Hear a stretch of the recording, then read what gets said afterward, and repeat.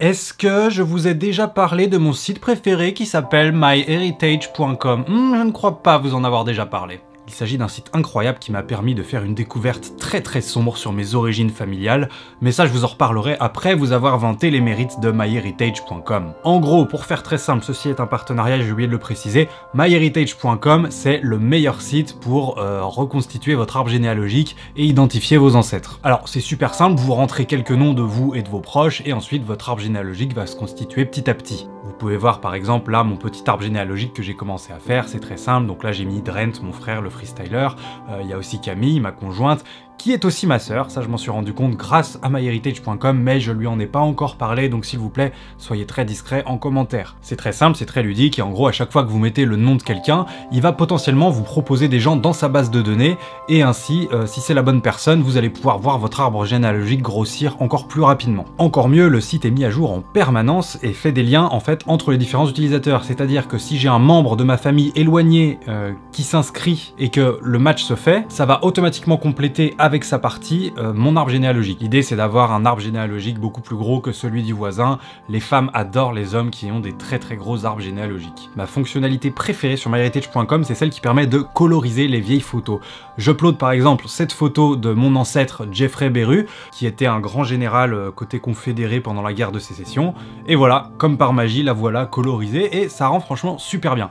Mais j'ai menti, ce n'était pas la meilleure fonctionnalité, parce que la meilleure fonctionnalité est la suivante, vous pouvez animer vos vieilles photos. Donc par exemple, mon ancêtre Geoffrey Beru, je peux en faire un mec hyper lounge qui groove un petit peu, ou encore juste un mec smile qui chill. Autre truc très cool, quand vous rentrez le nom d'un membre de votre famille, automatiquement le site va se mettre à rechercher dans une base de données vraiment énorme de je crois 16 milliards de documents, un truc comme ça, et va chercher des articles qui correspondent potentiellement à ce membre de famille en question. La règle veut que si vous avez ne serait-ce qu'un ancêtre stylé sur tout votre arbre généalogique, ça peut restaurer l'honneur de toutes les générations qui suivent, donc vous êtes sauvés, donc ça vaut le coup d'aller vérifier sur myheritage.com. Pour ma part, j'ai eu un match sur mon père, Fernando Beru. Alors vous savez peut-être pas, mais mon père est décédé quand j'étais petit. Le seul hic, c'est que je n'ai jamais su les circonstances dans lesquelles mon père avait disparu malheureusement, et MyHeritage a trouvé un match et m'a procuré un document, une coupure de journal, qui me dit à peu près ceci. Mon père aurait été dévoré par un monstre lors d'un voyage au Royaume-Uni. Donc là, forcément, quand j'ai appris ça, j'étais sous le choc, même si j'étais un peu soulagé d'avoir enfin une piste sur la mort énigmatique de mon père. Et en fait, j'ai pris la décision d'aller enquêter en direct sur le terrain pour savoir ce qui s'est réellement passé. Mais chaque chose en son temps, ma priorité avant d'aller découvrir la vérité sur la mort de mon père, c'est de vous faire un cadeau. Ce cadeau, c'est le lien en description qui vous permettra d'avoir 14 jours d'essai gratuit sur myheritage.com et ensuite 50% de réduction sur votre abonnement. Donc n'hésitez pas à aller tester, c'est vraiment très ludique, très rigolo à faire, et surtout vous pourrez apprendre des choses sympas sur votre famille étendue, etc. Sachez que moi, je tiens à avoir des abonnés qui ont dans la mesure du possible de très gros arbres généalogiques. Et si jamais, par le plus grand des hasards, on était de la même famille et que vous êtes par exemple mon fils caché, et ben dites-le moi en commentaire, ça me fera juste super plaisir, gros délire. Allez, maintenant, place à l'enquête. Et voilà, je viens d'arriver à Édimbourg, capitale de l'Écosse. L'Écosse qui est dans le top 5 de mes pays préférés du Royaume-Uni. J'ai un voyage qui s'annonce plutôt chargé. Déjà, j'ai prévu de venger mon père en allant tuer le monstre du Loch Ness et mettre fin définitivement à la légende. Autre objectif, c'est vous faire voyager par procuration, car je sais que tout le monde n'a pas la chance comme moi d'être libre financièrement, surtout depuis la hausse du prix de l'essence. Amis gilets jaunes, cette vidéo elle est pour vous, elle est gratuite. Kiffez au max, s'il vous plaît. J'aurai aussi un petit peu de boulot, mais ça je le couperai dans les vlogs. Je vais notamment rencontrer mon homologue, le ministère des Affaires étrangères écossais, pour parler un petit peu de l'Ukraine, car c'est quand même un sujet important, bien que boring et pas très vlogable, je ne vous le cache pas. Et enfin, sur le temps libre qui me restera, j'essaierai de vous apporter un maximum de culture et de facts sur ce beau pays qu'est l'Écosse, car je suis très curieux et j'adore transmettre, tout simplement. Voilà. Vlogging time!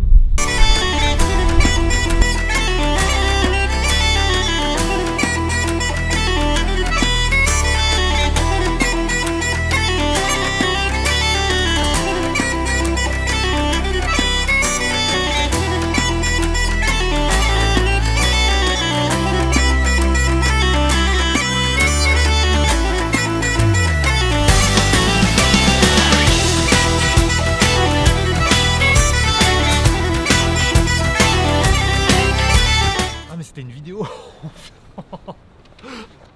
Oh, malaise.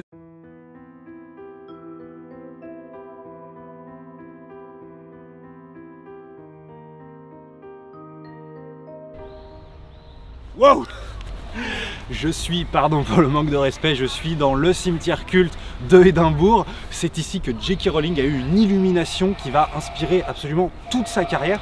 En fait, pour l'anecdote, elle se baladait un soir dans ce cimetière qui est complètement hanté, on va pas se mentir, et elle est tombée sur un fantôme transsexuel qui lui a fait très peur. Et c'est depuis ce jour-là qu'elle déteste les personnes qui ont changé de sexe.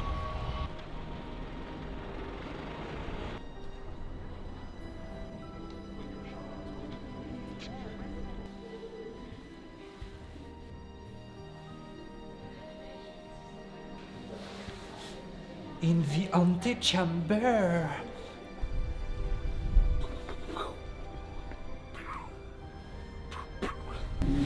Ce lieu est absolument exceptionnel, il est dans le château d'Édimbourg et en fait ils ont reconstitué exactement les prisons de l'époque dans lesquelles se faisaient enfermer toutes les personnes transsexuelles dénoncées par J.K. Rowling.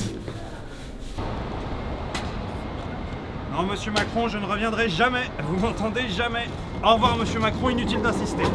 C'est chiant. À la vôtre, je suis actuellement dans le café emblématique d'Édimbourg parce que c'est celui où J.K. Rowling a écrit son œuvre la plus mémorable, celle que les petits et les grands connaissent. Je parle bien sûr de ce tweet que je vous affiche qui nous rappelle que seules les vraies femmes peuvent avoir leurs règles. Voilà, ça me paraît encore fou aujourd'hui de dire qu'elle est devenue milliardaire grâce à ce tweet, mais en même temps, est-ce que ce monde n'est pas fou? Pour l'anecdote, j'ai payé 60 pounds de plus pour pouvoir boire dans ce verre, qui n'est pas n'importe quel verre, puisque c'est dans ce verre qu'elle aurait murmuré pour la première fois en fourche langue qui signifie « Je déteste les femmes à bites ». Je sais ce que certains se disent. Ils se disent « Ah bah il a dû inverser l'image pour des raisons esthétiques de vlog ». Pas du tout. En fait au Royaume-Uni il roule à gauche. Ouais, je sais, c'est assez déroutant. C'est surtout déroutant pour vous de voir à quel point je maîtrise cette situation. Mais en fait, il faut savoir que comme je suis HPI, je me suis habitué très vite à la conduite à gauche. Et surtout, à force de travailler sur mon mindset et de lire des bouquins de neurosciences, j'ai appris à scinder mon cerveau en deux et à choisir avec quelle partie de mon cerveau je travaille.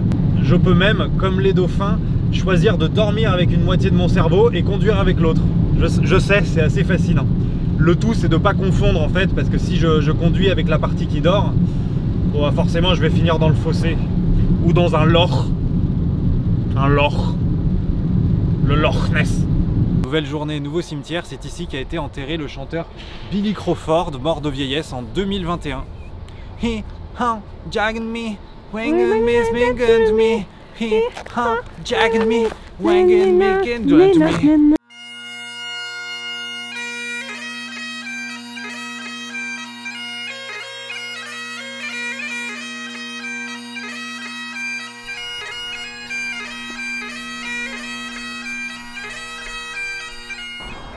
Hey, je suis actuellement au Stirling Castle qui, d'après sa brochure, est le château le plus hanté d'Écosse. Ce magnifique bâtiment abrite le célèbre fantôme à la quéquette tordue, aussi connu pour les autochtones sous le nom de Ghost with the Big Black Twisted Dick. Et j'aimerais profiter d'être devant un magnifique château fort pour vous faire tout simplement une conférence sur les chevaliers. J'ai vu que certains youtubeurs faisaient des milliers de vues en faisant des conférences de 3 heures sur les chevaliers et qu'ils arrivaient à peine à effleurer le sujet et qui racontaient plein d'âneries. Donc je pense que quelqu'un se devait de rectifier ça. C'est parti, conférence. Déjà, j'aimerais commencer en vous rassurant sur ma légitimité en tant qu'historien. Tout simplement, j'ai lu 2 livres sur les chevaliers, Yvain le Chevalier au Lion, mais aussi Merlin l'Enchanteur de Disney, qui est certes plutôt un dessin animé pour enfants, mais j'ai toujours considéré que le cinéma était une forme de lecture. Maintenant, place aux faits sur les chevaliers. Commençons par les bases. Les chevaliers habitaient dans des châteaux forts de très solides bâtisses. Ils avaient des armures très solides également, et ils se battaient avec des épées. Parfois même, les plus habiles arrivaient à renvoyer des flèches avec leurs épées, mais c'était quand même assez rare. Le saviez-vous également? Cet arbre a inspiré Game of Thrones, toute la série, tout Game of Thrones. Les chevaliers bandaient énormément et mangeaient de la viande, tous sans exception. Voilà, on se retrouve un petit peu plus tard dans ce vlog pour la suite de cette conférence sur les chevaliers. Alors là, petit truc assez intéressant, il y a une frise interactive et quand on appuie sur le bouton, en fonction des heures de la journée, il y a la musique qui a été jouée à ce moment-là.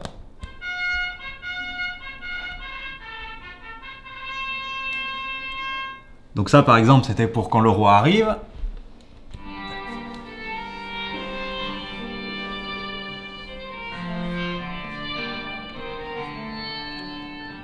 Donc ça, c'est quand la queen, elle se embroiders, je ne sais pas ce que ça veut dire. Et par exemple, quand le roi a fini de manger, voilà ce qu'on mettait.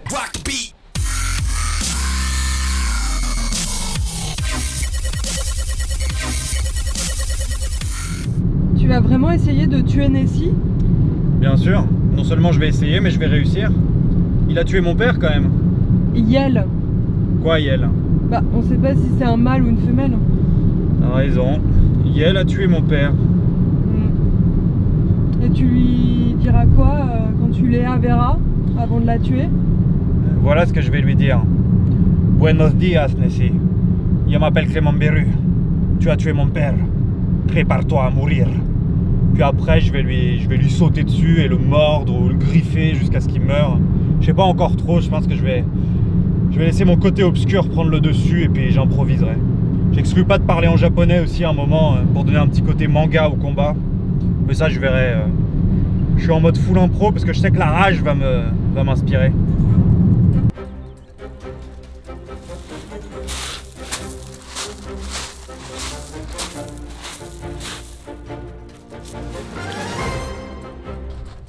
Nessie! Montre-toi!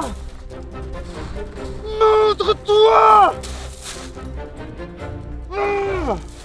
Bonjour! Peut-être essayer en anglais. Ah, c'est pas con ça. Nessie! Come fight me if you have balls! Peut-être qu'elle comprend que l'accent écossais. Tu devrais essayer. Nessie, brother! Come fight me, hey!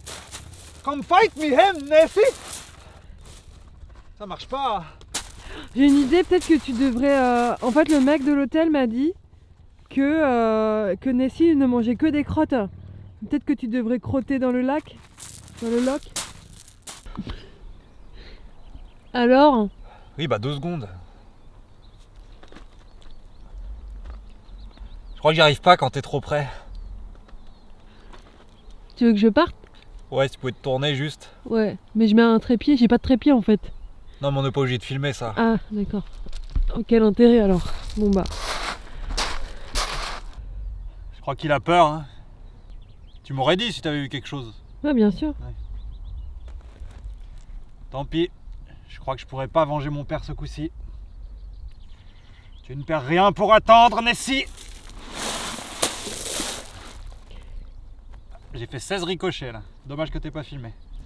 Pour oublier ma déception de ne pas avoir pu venger mon père, je suis allé nourrir des espèces de clébards pour me détendre. Ensuite, j'ai eu la chance de visiter une distillerie, non pas de whisky car je déteste l'alcool, mais de Fanta.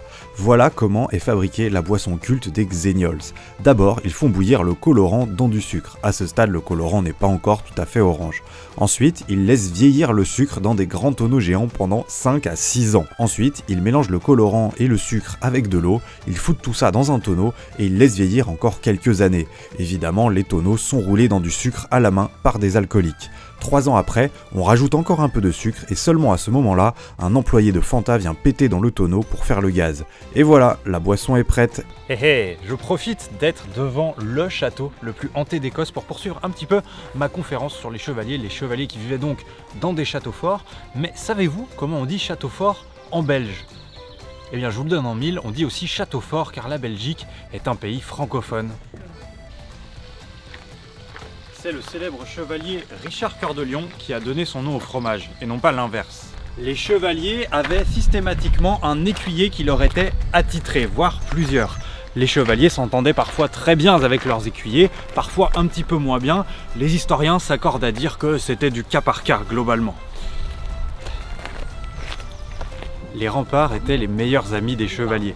Mais contrairement à une idée assez répandue qui consiste à croire que les remparts étaient là pour les protéger des ennemis, les remparts étaient là pour les protéger d'eux-mêmes. En effet, les chevaliers avaient un très faible QI et un peu comme un chat, s'ils voyaient genre un pigeon ou un oiseau, ils essayaient de l'attraper et souvent ils tombaient. Les remparts étaient là pour éviter ce genre d'accident. L'équivalent de nos casquettes modernes chez les chevaliers s'appelait des aumes. Il était très mal vu de mettre son aume en arrière ou sur le côté, car ça faisait énorme racaille d'après les historiens. Vous avez sûrement reconnu ce viaduc, c'est le célèbre viaduc de Glenfingham, où a été tourné notamment Harry Potter, et qui est le deuxième plus beau viaduc du monde, juste après le viaduc de Millau. Alors si c'est que le deuxième, vous allez me dire pourquoi est-ce qu'ils n'ont pas tourné Harry Potter au viaduc de Millau? Eh bien il faut savoir qu'il y a eu un appel d'offres et ça s'est joué à pas grand chose. L'explication n'est pas officielle, mais elle a sans doute à voir avec le fait que J.K. Rowling soit transphobe. Je vais répondre à une question que beaucoup d'abonnés se posent, mais je suis pouf souffle. J'ai un peu la haine, j'ai fait le test dans tous les sens, je tombe toujours pouf souffle. J'en veux beaucoup à mes parents de m'avoir mis au monde en tant que pouf souffle, quoi. Surtout que j'en souffre, je subis le harcèlement, les colibets, les railleries quand je vais aux conventions Harry Potter. Après voilà, est-ce que j'ai vraiment quelque chose à faire des remarques de ces gros nerds? Non. En tout cas, j'essaye. Je profite d'être devant le château le plus hanté d'Écosse pour continuer un petit peu ma conférence sur les chevaliers. Et pour répondre à une question que tout le monde se pose dès qu'il s'agit de chevaliers, c'est comment ils faisaient pour rentrer leurs énormes bites bien veineuses dans leurs armures. Les historiens se sont posé la question, ils ont beaucoup travaillé sur le sujet, et il se trouve que contrairement à la croyance répandue qui consiste à croire que tous les chevaliers bandaient en permanence tellement ils étaient virils, en fait non, ils avaient comme tout le monde des petits coups de mou, et c'était lors de ces petits coups de mou qu'ils en profitaient pour enfiler leur armure et ainsi faire passer leur énorme queue. Et voilà, vous savez tout ce qu'il y a à savoir sur les chevaliers de manière exhaustive, à ceci près, aucun chevalier n'avait de man boobs. Je me demande si, comme nous aujourd'hui, les chevaliers de l'époque devaient payer 8 pounds pour entrer dans le château. Pour clore le voyage, comme j'ai pas réussi à venger mon père, je vais au moins aller lui rendre hommage. On l'a enterré dans une humble petite tombe cachée dans la forêt. Et je me suis dit que c'était la moindre des choses, comme j'avais pas réussi à le venger, que de venir le saluer. Et voilà, j'y suis. J'ai enfin trouvé la tombe de mon père après une bonne heure de marche. C'est pas cette merde. Oula non, c'est ça. C'est ça. Alors, oui, je sais, c'est une pyramide. Ça n'a rien à voir avec les Illuminati ni l'Égypte. C'est juste qu'il adorait les glaces en cône. C'est pas vraiment un cône, mais bon, on a fait ce qu'on a pu, quoi. C'est classe, hein. Ça coûte une fortune à faire construire, hein. Heureusement que j'ai une famille très riche parce que mon père était lui aussi libre financièrement et après il m'a transmis son mindset et c'est pour ça que je suis moi aussi libre financièrement. Mais voilà, ça coûte quand même, c'est pas donné, hein. Même quand on est riche, franchement, ça... Je vais pas dire que ça fait mal au cul parce que c'est la famille et tout, mais... Non, ça en jette. Ah. Qu'est-ce que c'est? Pour Clément Béru. Mais c'est non. moi? C'est moi? Mais c'est toi? Pourtant, j'avais déjà parcouru cet endroit en long, en large et en travers. Une lettre qui m'est adressée. Qu'est-ce que c'est? Cher Clément Béru, si tu es ici aujourd'hui, c'est que tu as voulu connaître la vérité sur la mort de ton père. C'est noble. Ou alors tu visites cet endroit par hasard, auquel cas c'est pas la peine de lire la suite. Ah, je lis. Nessie n'a pas tué ton père. Oh! Pour la simple raison que les monstres n'existent pas. Il faudrait être vraiment naïf pour y croire. Oui, bon, ça va.